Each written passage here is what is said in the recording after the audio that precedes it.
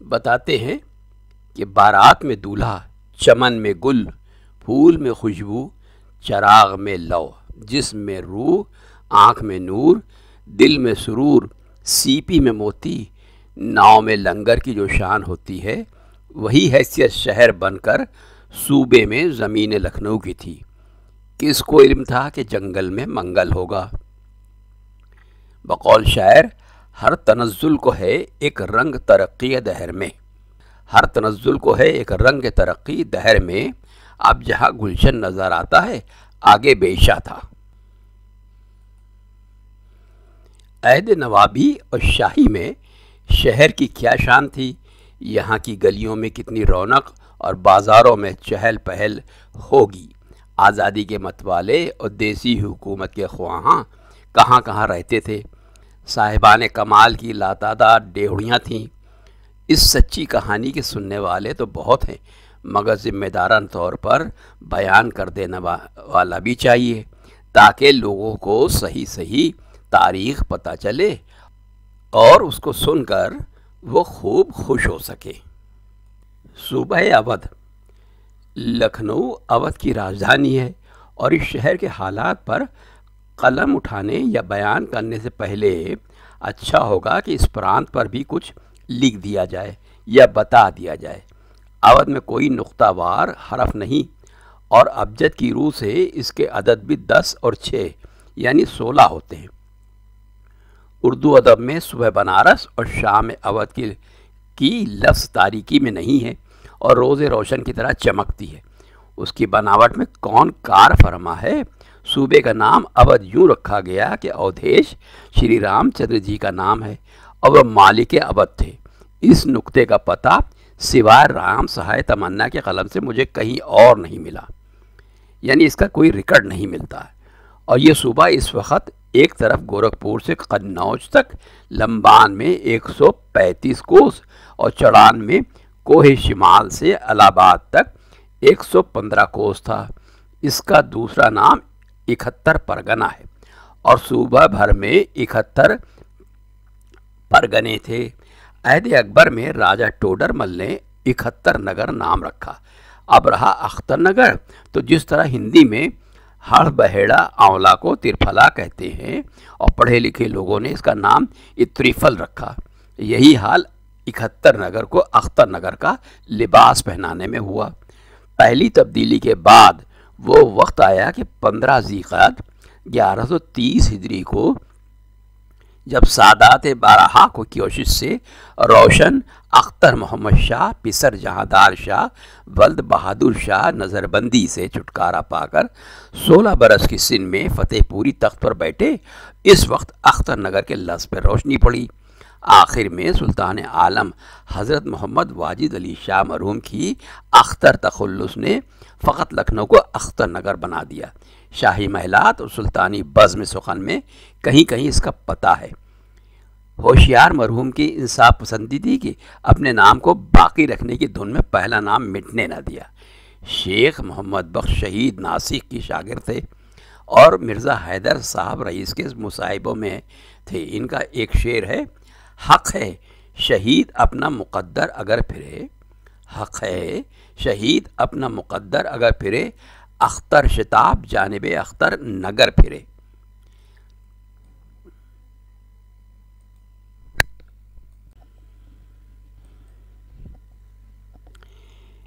किसी ज़माने में लखनऊ एक जंगल था जिसमें शेर, भेड़िए, चीते, लोमड़ियाँ, गीदड़ और हशरातुल अर्ज़ के सिवा कुछ न था। कहीं कहीं नीच कौम आबाद थी। उनको हरगिज़ ये खबर न थी कि एक वक्त में ये जंगल में मंगल होगा। सरमायादारान फैज़ाबाद के कदम लखनऊ खींचकर पहले पहल लखनऊ आए। नवाब आसिफुद्दौला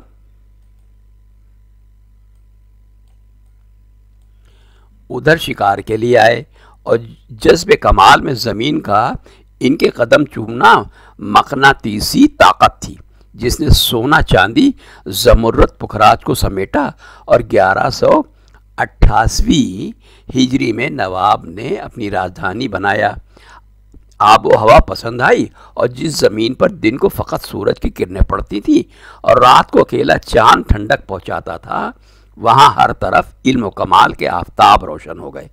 जहाँ हू का मकाम था वहाँ तकबीर की सदाएं सुनाई देने लगीं। जहाँ बस्ती नहीं थी वहाँ थाली फेंको तो सर ही सर, कदम कदम पर इमारतें, नौ आबादियाँ, जगह जगह देसी मसनूआत का जलवा, ज़बान का फ़रोग़, अदब की चबनबंदी, इल्म व हिकमत के चश्मे, फलक नुमा कसर, खूबसूरत बाग, ऊंचे ऊंचे मंदिर, अजीम शान मस्जिदें और लंबे लंबे मीनारे, जा बजा पुल और मुसाफिरों की राहत रसाई सराएं, ठंडे पानी के कुएं, बावलियाँ, चौड़े चकले तालाब, रास्ते में घनेरे दरख्त, मरीजों को बिला कीमत दी जाने वाली दवाएं, दारुशिफा, मकतब, तालीमगाह, रसद खाने वगैरह दिखाई देने लग गए। आसिफुद्दौला ने दुनियाए लखनऊ को बाबा आदम बनकर वीरान ज़मीन को बसाया और इल्म, हिल्म और शुजात, तहव्वुर और दौलत और सन्नात इनकी औलाद बनकर फैली और तहजीब लखनऊ का आवाज़ा चारहदांग आलम में बुलंद हुआ और यहाँ के तमद्दुन में वो सलाहियत पैदा कर दी कि दुनिया तकलीद पर फ़ख्र करती है। नवाबी के बाद लखनऊ शाही के साये आतिफत में आया और इस बुलंद ज़ीने तक पहुँचा जिसकी रफ़त का तसव्वुर भी नहीं किया जा सकता। पुराने ज़माने से जन्नत नज़ीर की लफ्ज़ें खिलत कश्मीर करार पा चुकी थी और ये उतरन लखनऊ के क़द-ओ-क़ामत के लिए अच्छी ना थी। दारुस सल्तनत में हर फ़न का कामिल, हर हकीकत का आला नमूना मौजूद था। कोई शहर ऐसा नहीं है जिसका मंज़र यहाँ ना हो। नैनीताल की सीनरी, देहरादून के आबशार, कश्मीर की नहरें, पंजाब की फ़िज़ा और आब व हवा साहिबान कमाल को वतन में मिलती थी और पुरसुकून फ़िज़ा जौहर ज़ाती नमू पा रहे थे। शहर की चौहद्दी नेक नियत सरमायादारान अवध के मुबारक हाथों से जब 152 गांव शहर की सूरत में आ गए तो अब हुदूद अरबा का दरियाफ्त करना ज़रूरी मालूम होता है। ऐद नवाब सादत अली खां मरहूम में लखनऊ शहर तकिया बूद अली से बीबीपुर तक 5 कोस में और 4 बाग से अलीगंज तक फैला हुआ था। रश्क ने मुज़ाफ़ात लखनऊ का जो नक्शा खींचा है इससे बेहतर नमूना नहीं है। नवाबी का ख़ात्मा और शाही के आगाज़ में ये हदें धनिया महरी के पुल बुद्धो सरी से गुजरती हुई गरबन शहदरा और शरकन छिनट पर ख़त्म होती थी। तकिया बूद अली शाहदरा में था और बीबीपुर दिलकुशा में। लाहौर और दिल्ली के मुसाफिरों को शहर में आते वक्त पहले शाहदरा पड़ता है। इस मुनासबत से यहाँ के पश्चिम हद का नाम शाहदरा हुआ। नवाबी के नाके तो अब बाकी नहीं है मगर छोटी लाइन के स्टेशनों से पुराने शहर का एक खाका नज़रों के सामने आता है। सबसे पुरानी हद स्टेशन बादशाह नगर जहाँ कागज़ का कारखाना पेपर मिल है, फिर डालीगंज स्टेशन शिया कॉलेज की बिल्डिंग के सामने, इसके बाद शहर का दरमियानी हिस्सा सिटी स्टेशन वाक़ई डेवड़ी आगमीर है, फिर ऐशबाग और चारबाग का बड़ा स्टेशन, आखिर में आलम नगर की पटरी बिछने से पहले मुसलसल बस्ती थी जिनकी गवाही टूटी हुई मस्जिदें, रहे सहे मीनारे हैं। अंग्रेज़ों की अमलदारी में दरिया पार की कोठियाँ और दिल फरेब मनाजिर फना हो गए। पार का देहात में शुमार हुआ। ऐशबाग वीरान हो गया। मैदान में बंदर और सुअर और दरख्तों पर चमगादड़ें रह गईं और 100 बरस पूरे होने से पहले जमहूरी हुकूमत में फिर यह मकामात आबाद हुए और अब निशादगंज, चांदगंज, डालीगंज में एक तरफ और आलम नगर में दूसरी सिमत शहरियत बढ़ती जाती है और हर जगह नई बस्ती है। और ये बयानात तकरीबन 200-250 साल पहले के हैं।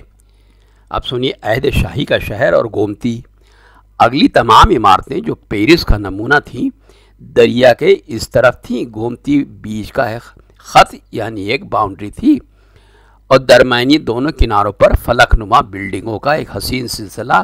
राय सुल्तानी की तब्दीली से किला मच्छी बावन से जब पाया तख्त छतर मंजिल पहुंचा तो ऐद आसिफी की कुछ इमारतें तो वीरान हो गईं, कुछ बाकी रहीं, लेकिन नई इमारतों का सिलसिला दरिया के पहलू में जारी रहा और आब रसानी की सहूलियत ने हर बिल्डिंग को दरिया किनारे बनाने पर मजबूर किया। मोहनीपुरवा से काठ वाले पुल तक दो तरफा सरकारी इमारतें ज़्यादातर जगह घेरती रहीं और दरियाए गोमती शारदा नहर से शुरू होकर जौनपुर पर ख़त्म होता है। और गोमती नाम होने की वजह यह है कि दरिया का पाट लगातार नहीं था और नदी घूमती रहती थी। कसरत इस्तेमाल ने गोमती नाम करार दिया, यानी गोमती नदी का नाम गोमती इस तरह पड़ा।